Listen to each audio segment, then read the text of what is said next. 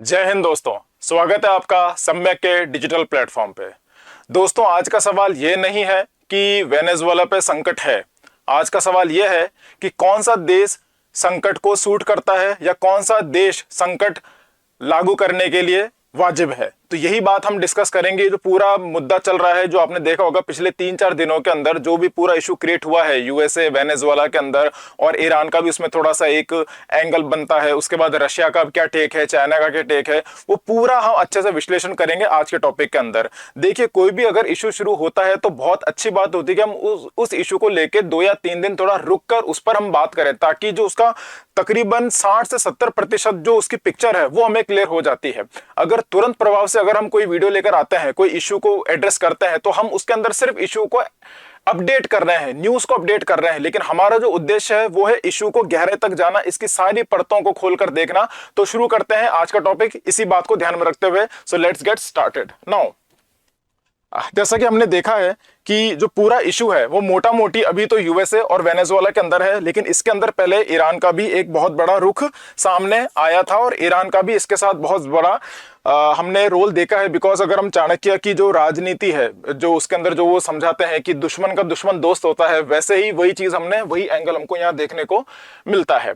Now, खबरों में क्या चल रहा है, जिस तरह से अभी यूएसए ने अटैक करा है वेनेजुएला पे तेल को लेके। हालांकि यूएसए के पास कुछ अच्छे बहाने हैं कि हमने ड्रग माफिया को कंट्रोल करने के लिए इस पूरे इशू को क्रिएट करा है। यूएसए का कुछ बार कहना है कि वेनेजुएला से या फिर साउथ एंड लैटिन अमेरिका से बहुत सारे लोग पलायन करके, माइग्रेट करके अमेरिका में आते, तो उसकी वजह से अमेरिका को दिक्कत आती है। बट देखिए, दुनिया को सब पता है कि क्या बहाने हैं। बिकॉज अगर किसी देश के अंदर अगर ड्रग कार्टेल को लेके कोई बहुत बड़ा इशू है, तो आप उस देश पे अटैक नहीं कर देते हैं, आप उस देश के राष्ट्रपति को अरेस्ट नहीं कर लेते हैं, उनकी वाइफ को अरेस्ट नहीं कर लेते हैं, राइट। तो वी ऑल नो कि रियल इशू क्या है, तो हम उसी के बारे में बात करेंगे। जो पूरा षड्यंत्र है, जो पूरी साजिश अभी चल रही है, इसके रिगार्डिंग बात करेंगे। So before starting with the lecture, एक छोटा सा कार्टून है, इसको देखते हैं। तो दिस इज ट्रम्प साहब over here wearing this piece, Nobel peace prize जो उनको चाहिए था। बिकॉज इनकी कंट्रोवर्सी ये भी चलती है कि मुझे पीस प्राइज दो, मैं डिजर्व करता हूं, मैं ही हूं जो दुनिया के अंदर शांति को स्थापित कर रहा है। तो इस तरह की बातें हैं। तो कार्टून बहुत अच्छे से बनाया गया है। Why would we go to war with Venezuela. हम जब इनसे पूछा गया कि भैया वेनेजुएला क्यों जाना चाह रहे हैं, तो उस पर ये जवाब देते हैं, we must toil against drug trafficking. Toil मतलब कहते हैं कि ड्रग ट्रैफिक को हमको खत्म करना है। तो उसके अंदर एक ऑयल का कॉन्टेक्स्ट डाला इस कार्टून के अंदर, बहुत अच्छे से बनाया गया है। रिकॉइल एट प्रेसिडेंट मोदुरोस करप्शन, क्योंकि बहुत ही करप्ट राष्ट्रपति हैं, तो उनको हमको करटेल करना है, रोकना है। और हमको बॉइलिंग, है ना, जिस तरह से दिखाया है कि बॉइलिंग, रिकॉइलिंग, टॉयलिंग एंड, तो ये सारी चीजें हैं, नार्को टेररिज्म को करना चाह रहे हैं। बिकॉज देयर इज सॉइल उनकी जमीन पर। तो जिस तरह से इनके हर एंगल के अंदर इनको सिर्फ ऑयल दिख रहा है, ट्रम्प साहब को सिर्फ ऑयल दिख रहा है। और ये बात हम जानते हैं कि जहां पर तेल है वहीं पर यूएसए है, जहां पर तेल है वहीं पर यूएसए है। अब भले वहां पर करप्शन हो ना हो, लेकिन यूएसए का मेन मुद्दा रहता है कि किस तरह से ऑयल की जो डिमांड है, ऑयल की जो सप्लाई है, उसको कभी हम उसको हमेशा रेलिवेंट कैसे रखना है। बिकॉज आने वाले जमाने के अंदर हो सकता है कि ऑयल की जो नेसेसिटी है, जो इसका सिग्निफिकेंस है, वो समय के साथ कम होने लग जाए। बिकॉज वी ऑल नो कि अब जो इंफ्रास्ट्रक्चर बन रहा है वो इलेक्ट्रिक व्हीकल्स के प्रति बन रहा है। इंफ्रास्ट्रक्चर ऐसा बन रहा है कि सोलर पैनल्स बन रहे हैं। तो मे बी शायद इन अपकमिंग फ्यूचर हमको ऑयल की जरूरत आज के मुताबिक काफी कम पड़ने लग जाता, क्योंकि रेलेवेंस को मेंटेन करने के लिए तो इस तरह की राजनीति खेली जाती है। दूसरा कार्टून एक ये भी है, जैसे ट्रम्प साहब खुद, एक तो 2016 का जो इनका इलेक्शन है बहुत ज्यादा डिबेटेबल है। रशियन पेपर्स, रशिया की कितनी सपोर्ट ली थी, तो खुद इनका जो चयन हुआ था एज अ राष्ट्रपति, ये अपने आप में बहुत ही डिबेटेबल इशू है। लेकिन ये दूसरे पर उंगली रखकर ये उनके तंज कसते हैं कि मुझे तुम्हारी लेजिटिमेसी पर इशू है। मोदुरो, ये यहाँ पे कार्टून है मोदुरो साहब का, जो कि राष्ट्रपति थे वेनेजुएला के। एक कार्टून ये बनता है, बहुत ही फनी था ये, क्योंकि अभी आपने देखा होगा 10-15 दिन पुरानी न्यूज है कि जिस तरह से यूएसए के अंदर पूरा एप्स्टीन जो फाइल्स है उसको लेके जो खुलासे हुए हैं, जिसमें बहुत बड़े बड़े राजनीति, जो यूएसए के जो बड़े बड़े सेलिब्रिटीज हैं, राष्ट्र नेता लोग हैं, है ना, बड़े बड़े जो इन्फ्लुएंशियल पीपल हैं, उन सभी पर एप्स्टीन फाइल्स का इशू किस तरह से हावी हो रखा है। तो उस मुद्दे पर अभी तुरंत प्रभाव से उसको ओवरशैडो करना, उसको हाईजैक करना, तो ऐसा दिखाया गया है कि ऑयल का कैंटर इस एप्स्टीन फाइल के ऊपर डाल रहे हैं, ताकि ये मुद्दा दब जाए और लोगों के सामने वेनेजुएला आ जाए, ताकि ये इशू मीडिया में ज्यादा कवर ना हो। चलिए, तो ये हुई सारी कार्टून्स की बात। अब देखते हैं why Trump is targeting Venezuela. Trump Venezuela को टारगेट कर क्यों रहे हैं, है? उन्होंने भी रिसेंटली देखा है, बिकॉज ओरिनाको हैवी ऑयल बेल्ट है, यहाँ पे ओरिनाको एक बेल्ट है, ओरिनाको नाम से एक बेल्ट है। तो यहाँ पर दिखाया गया है कि यहाँ पे वेनेजुएला, इसको मेन तौर पर इसी पर टारगेट किया गया है, इसी को हिट किया गया है अमेरिकन मरीन्स ने। तो Venezuela vast oil, gas and gold reserves. देखिए, जब भी हम बात करते हैं तेल की, ऑयल की बात करते हैं, तो हमारे दिमाग में, हमारे ख्याल में ज्यादातर गल्फ नेशंस आते हैं, है ना। सऊदी अरेबिया आता है, ईरान, इराक, जो पूरा जो रीजन है मिडिल ईस्ट का, वो हमारे दिमाग में आता है। बट हम ये रियलाइज करना भूल जाते हैं, मे बी शायद ये मीडिया के अंदर कभी इस तरह से दिखाया नहीं गया था, कि दुनिया का सबसे ज्यादा oil reserve, gold reserve, copper reserve, bauxite, ये सभी कहां पर है? ये लैटिन अमेरिका में है, जिसमें मेजर पोर्शन वेनेजुएला में आता है। कॉपर, बॉक्साइट, ये जो बहुत ही क्रिटिकल मेटल्स है, क्रिटिकल मिनरल्स हैं, ये सारे सर्दर्न अमेरिका के अंदर, लैटिन अमेरिका के अंदर जो एंडीज माउंटेन्स है, जो आपने वर्ल्ड ज्योग्राफी में अगर पढ़ा होगा, आगे मैं आपको मैप के अंदर भी दिखाऊंगा कि एंडीज माउंटेन जो आता है उसके अंदर बहुत ही क्रिटिकल मिनरल्स हैं, जिसमें से oil is one of the most abundant resource that has been founded over here. तो यहां पर अगर अमेरिका कंट्रोल करेगा, वेनेजुएला बिल्कुल अमेरिका की नाक के नीचे है, राइट। ज्योग्राफिकली भी अगर आप देखो तो अमेरिका बहुत ही इजीली एक्सेसिबल कर सकता है। तो मेजर इश्यू तो यही है, वी ऑल नो दैट, जो कि सऊदी अरेबिया सबसे ज्यादा है इसके अंदर। अब चाइना और रशिया इस बात को लेकर बहुत ज्यादा कंसर्न हो गए हैं। हम बात करेंगे जो पूरा जो डिप्लोमेटिक एंगल है, जो इंटरनेशनल रिलेशंस के अंदर जितने भी समीकरण बन रहे हैं, उन सभी को लेकर हम आगे बात करेंगे अच्छे से, ठीक है। चलिए नाउ, अब यहां पे आपको समझाता ये है, this is the diagram of south southern America, Latin America. अब ये वाला जो रीजन है, दिस वन, ओके राइट, तो इस रीजन को कहा जाता है एंडीज माउंटेन्स, ठीक है। एंडीज माउंटेन्स के अंदर बहुत जैसे यहां पर एक्वाडोर है, कोलंबिया है, पेरू है, बोलिविया है, पैराग्वे है, अर्जेंटीना है। अब मैं चाहता हूं कि आप मेरी एक बात को बहुत ध्यान से समझें और देखें। अमेरिका ने अटैक करा है वेनेजुएला पे, बिकॉज वेनेजुएला के अंदर हम देखते हैं बॉक्साइट, कॉपर, ऑयल, इनके बहुत ही बड़े बड़े, बहुत ही जबरदस्त तरीके भंडार पड़े हैं। अगर अमेरिका आज वेनेजुएला पे अटैक करता है तो ये ओपन गेट बन जाएगा एंडीज माउंटेन के लिए।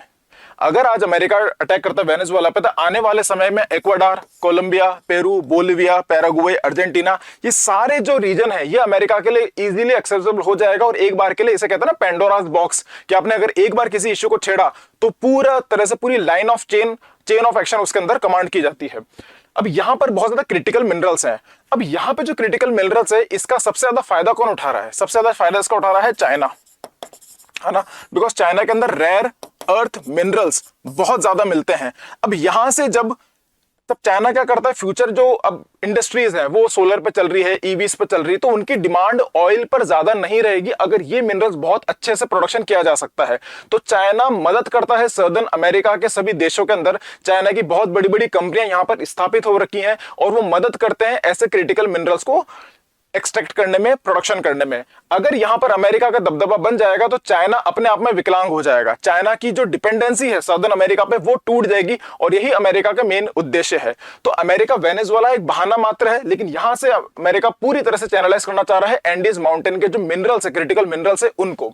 तो ये बहुत इंपॉर्टेंट इश्यू है, बिकॉज फ्यूचर इंडस्ट्रीज भविष्य पूरी तरह से इन्हीं मिनरल्स पर, इन्हीं चीजों पर निर्धारित किया जाएगा। नाउ, अब एक मुनरो डॉक्ट्रिन बहुत ज्यादा हाईलाइट होगी इस मुद्दे के बाद, बिकॉज मुनरो डॉक्ट्रिन या 1823 के अंदर, इस डॉक्ट्रिन के तहत ऐसा कहा जाता है, माना जाता है कि अमेरिका कहीं ना कहीं अपने पैर पसारने की कोशिश करता है। अमेरिका चाहता है कि ये रीजन भी मेरा हो जाए। थोड़ा एक्सपेंशनिस्ट लेवल की जो पॉलिसीज होती है वो दोबारा से रीजनरेट हो गई है अमेरिका के, बिकॉज देखिए यहाँ पे अमेरिका चाहता है ये भी यहाँ पे हो जाए, सर्दर्न अमेरिका भी इसका हो जाए। और ये क्यूबन मिसाइल क्राइसिस के दौरान और ज्यादा इंपॉर्टेंट हो गया था, because at those time, because of the Cuban missile crisis, जो कि जो कोल्ड वॉर टाइम चल रहा था, उस समय भी अमेरिका कोशिश कर रहा था कि ये जो पूरा रीजन है इसमें प्रॉपर अमेरिका की डोमिनेंस हो। भले ही यहाँ पर अलग अलग सरकारें काम करे, देश अपने आप में अलग टैग हो, लेकिन जो रियल, जो कहते हैं ना अंडरग्राउंड जो कंट्रोल हो, वो अमेरिका का हो। चलिए देखते हैं। नाउ, मेन टेंशन क्या है, यहां पर ये बोला गया कि मोदुरोस का जो इलेजिटिमेट, जो जिस तरह से वो पावर में रहे हैं, जो उनके इलेक्शंस में जिस तरह का करप्शन उन्होंने किया है, तो वो सभी एक बहुत ही गलत तरीका है। हम चाहते हैं कि वहां पे लोकतंत्र है, वो सारी बातें यहाँ पे की गई है। Cartels of the souls, because वहां पे जो ड्रग ट्रैफिकिंग चलता है वेनेजुएला में, उसको कार्टल ऑफ सोल्स कहा जाता है। Election, Washington rejects recent Venezuelan elections has supported the opposition. जाहिर सी बात है अमेरिका किसी मदद करेगा जो ओपोजिशन में लीडर्स हैं, और इसी तरह की हस्तक्षेप अमेरिका बाकी देशों में भी करता है, रशिया में करता है, इंडिया में करता है, चाइना में, सभी जगह कोशिश करता है कि, जो कि हालांकि चाइना में तो कर नहीं सकता, वहां तो एक ही पार्टी का सत्ता रूल रहता है, लेकिन बाकी जो दूसरे जितना भी है, पाकिस्तान के लो, अफगानिस्तान के लो, सभी जगह जो ओपोजिशन लीडर्स है उनको ज्यादा प्रमोट करने की रखने की कोशिश करता है अमेरिका। सैंक्शंस की बात हम जानते हैं कि ईरान पर बहुत सारे सैंक्शन रखे थे, वैसे ही वेनेजुएला पर भी बहुत सारे सैंक्शन रखे गए हैं, बिकॉज यहाँ पे बहुत ज्यादा ऑयल है।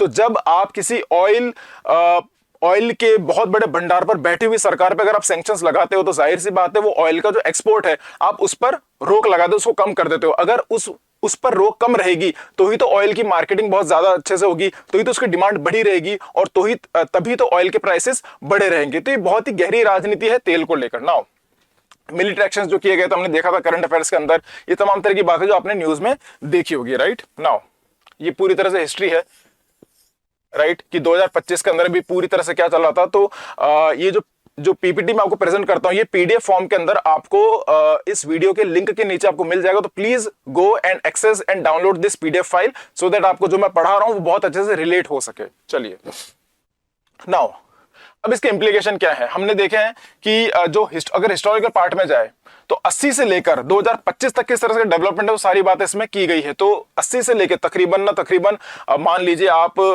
40-45 साल का जो पूरा टेन्योर है, उसके अंदर हिस्ट्री क्या रही है अमेरिका और वेनेजुएला की। Relations mainly economic and strategic, जाहिर सी बात है इकोनॉमिक और स्ट्रेटेजिक लेवल पर ही इनके रिलेशंस मेंटेन रहे हैं। एंड मेंटेन डिप्लोमेटिक टाइज, कोशिश करता है अमेरिका की डिप्लोमेटिक टाइज मेंटेन रहे वेनेजुएला से, बिकॉज के पास बहुत ज्यादा रिसोर्सेज हैं, ये सारी बात हम जानते हैं।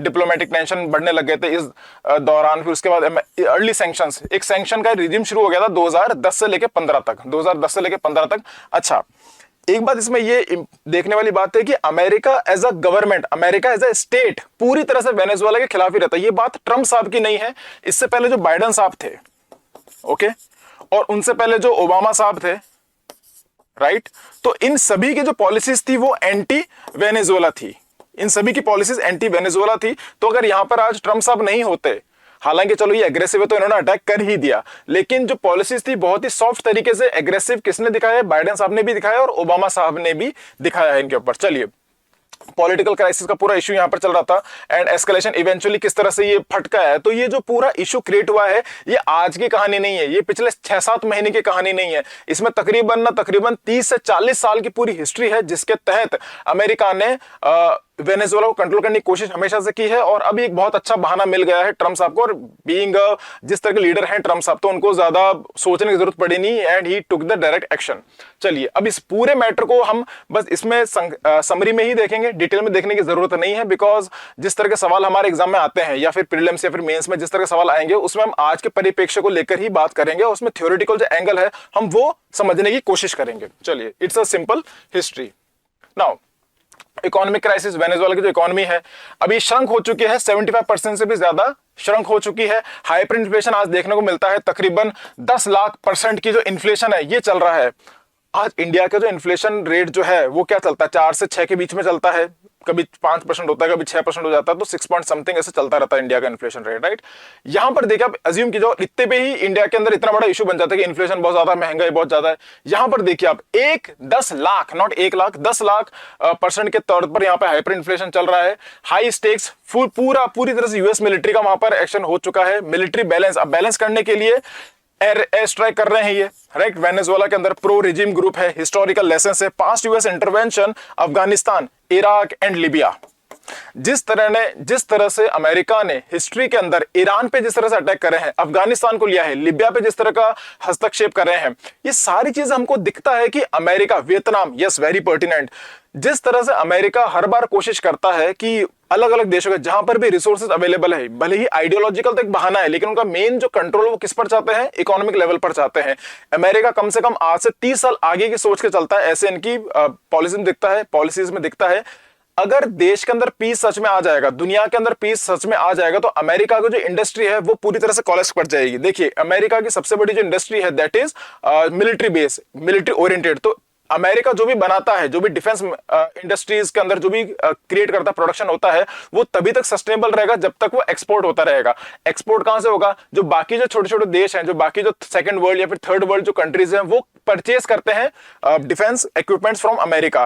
तो वो क्यों परचेज करेंगे? बिकॉज वहां पे हमेशा टेंशन बनी रहेगी, और टेंशन बनाता कौन है? अमेरिका बनाता है। तो can you see this entire circle कि अमेरिका टेंशन क्रिएट करता है ताकि वो देश डिफेंस के इक्विपमेंट्स को इंपोर्ट करें अमेरिका से, और अमेरिका की जो डिफेंस इंपोर्ट की जो पूरी एजेंसी है, जो पूरी इंडस्ट्री है, उसको प्रॉफिट मेकिंग मिलता रहे। नाउ अब यहां पर ये कुछ न्यूज से मैंने निकाला था अभी हाल फिलहाल, जिस तरह का जो पे इनका जो पूरा शिप था, उस शिप के ऊपर जिस तरह से अटैक किया गया था और हाईजैक करके वहां से जो ऑयल जो एक्सपोर्ट हो रहा था वेनेजुएला से, जब जा रहा था ऑयल, तो उसको बीच में ही हाईजैक कर लिया था।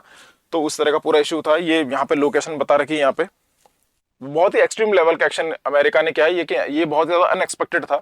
चलिए, तो these are some of the another diagrams. देखिए, अमेरिका यही कहता है कि वेनेजुएला जिस तरह का माइग्रेशन हो रहा है अमेरिका के अंदर, फिर मैक्सिको में आता है, फिर यहां से वो जाता है, क्या चीज है? ये माइग्रेशन की बात कर रहे हैं। तो डोनाल्ड ट्रंप साहब को डू यू रियली थिंक कि उनको माइग्रेशन की इतनी परवाह है?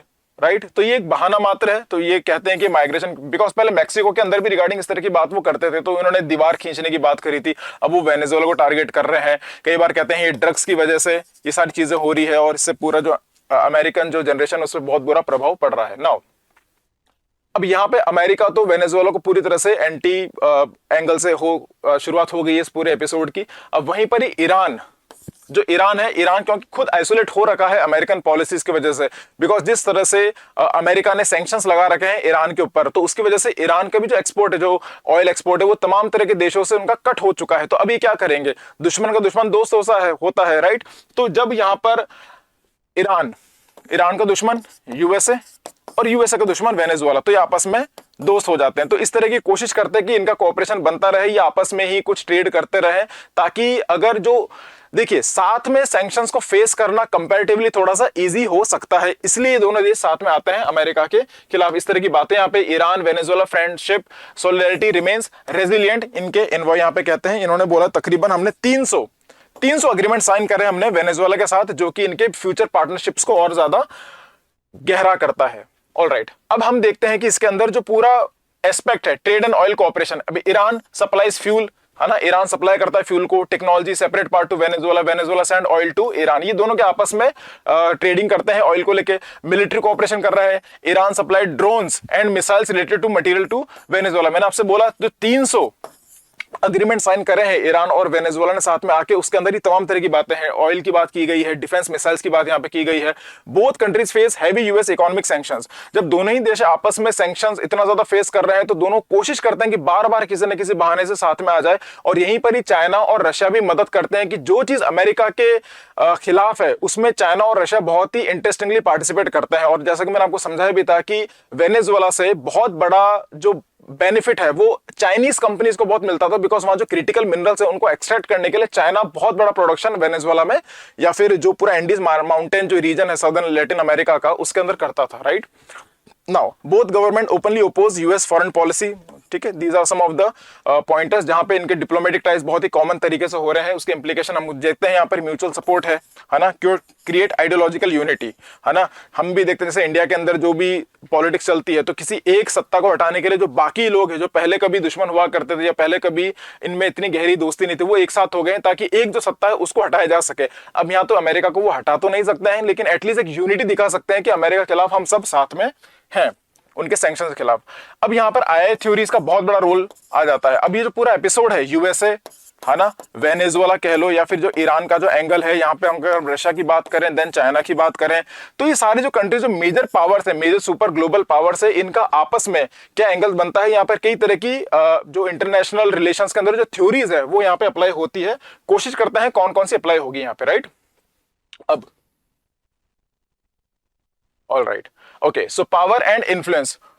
सबसे इंपॉर्टेंट चीज तो यह है, they see US action as regime change pressure, क्योंकि यूएस हर बार चाहता है कि रिजीम चेंज करने की कोशिश करता है। ईरान के अंदर भी ये चीज करता था। There is one very beautiful movie on this, Argo. Yes, तो आर्गो मूवी के अंदर बहुत अच्छे से दिखाया गया था किस तरह से पूरा जो इशू था इराक के अंदर, ईरान के अंदर, यूएस किस तरह से इन्वॉल्व होता है उनकी इंटरनल पॉलिटिक्स के अंदर। वो सारी बातें हैं यहाँ पे, बिकॉज यूएस कोशिश करता है कि जितना ज्यादा रिजीम इम्बैलेंस रहेगा, वहां जो इकोनॉमिक जो प्रॉफिट्स हैं वो सीधा सीधा अमेरिका की जेब में जाएगा।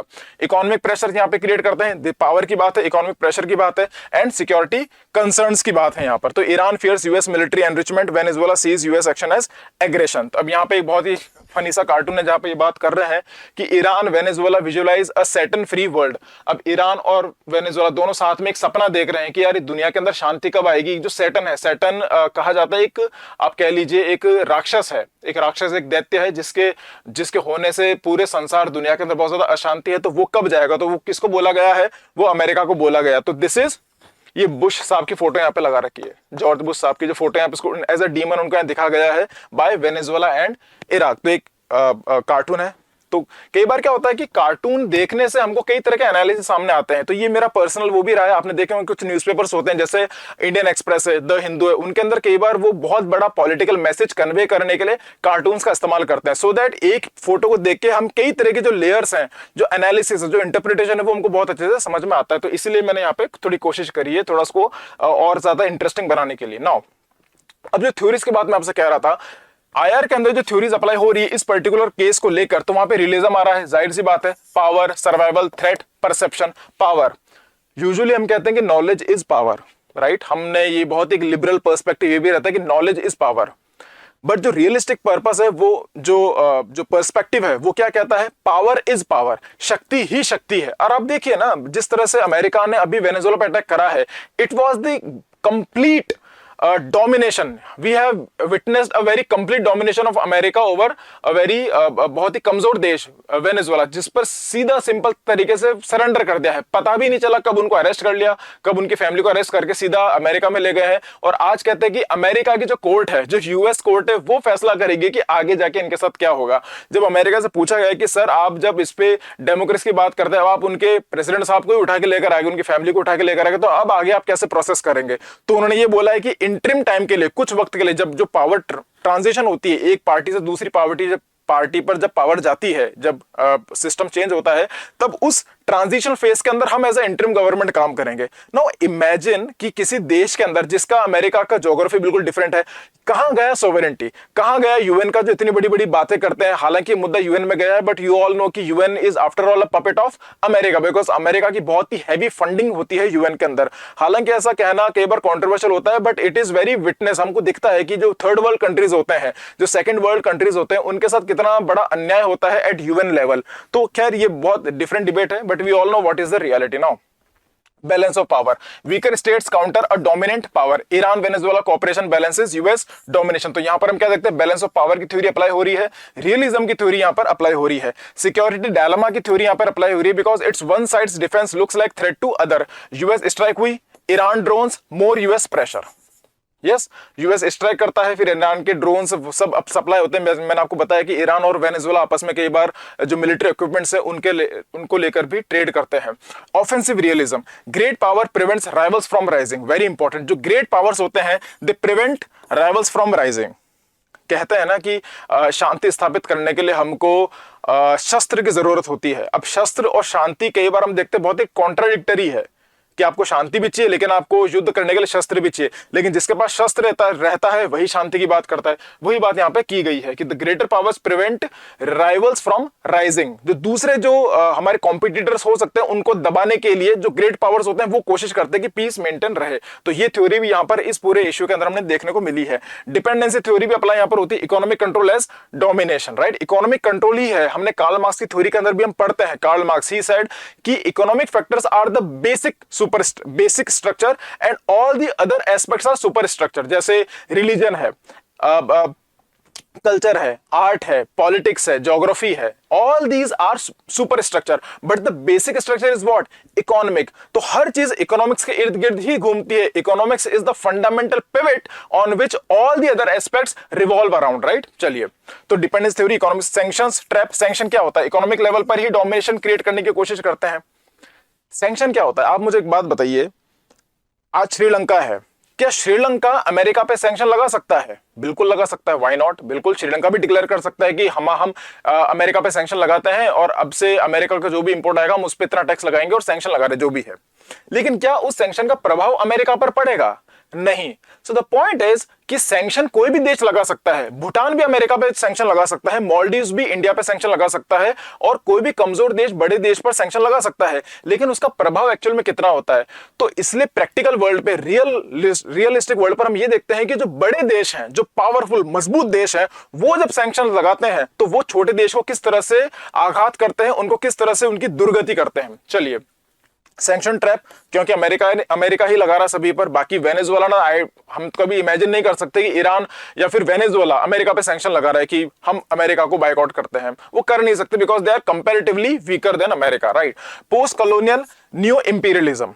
अब देखिए, कॉलोनियलिज्म हम देखते हैं, जो अंग्रेज रूल जब पूरी जिस तरह से यूरोपियंस ने पूरी दुनिया पर जिस तरह राज करा था, हम उसको कॉलोनियल पर्सपेक्टिव से देखते हैं। इंपीरियलिस्ट पर्सपेक्टिव से देखते हैं, जिस तरह से उन्होंने खुद का कल्चर, खुद की इकोनॉमिक्स, जिस तरह से बाकी जो सेकंड वर्ल्ड, थर्ड वर्ल्ड जो कंट्रीज है उन पर डोमिनेट करने के लिए इस्तेमाल की थी।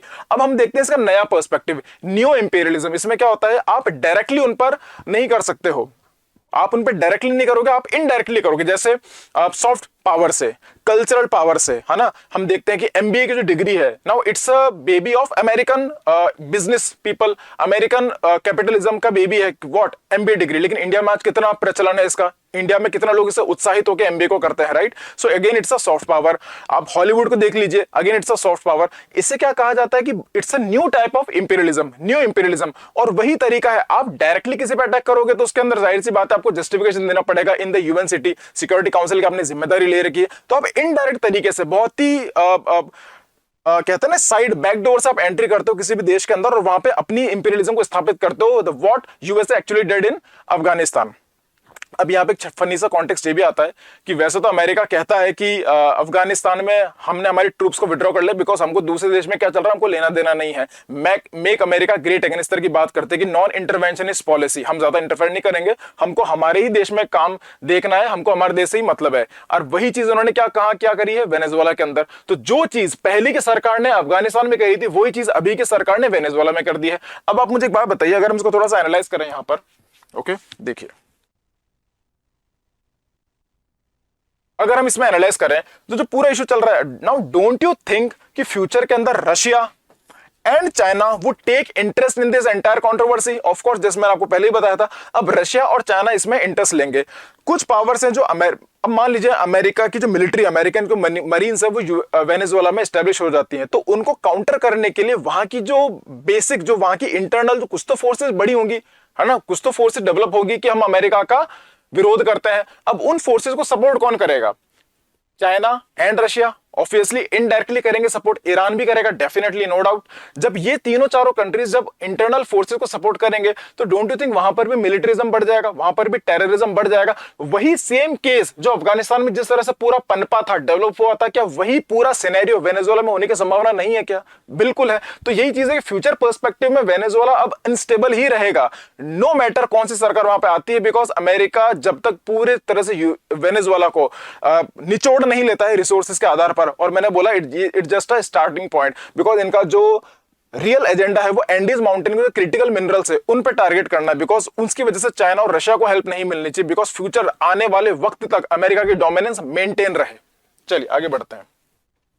नाउ अभी देखिए यहां पर मोदुरो हो गए। अब हर देश के अंदर यहां पर हम बात, चलो यहां पे झंडा वेनेजुएला का है, हम बात वेनेजुएला करनी, हम दूसरे देशों की बात करते हैं। अब अफगानिस्तान ले लीजिए, सीरिया ले लीजिए, इजराइल ले लीजिए, पैलेस्टीन ले लीजिए, वेनेजुएला ले लीजिए, कोलंबिया ले लीजिए, इंडिया ले लीजिए, राइट, ताइवान, चाइना ले लीजिए। उसमें मोटा मोटी चल क्या रहा है, यूएसए एंड रशिया, आप इसको कह सकते हो फॉर्मर यूएसएसआर।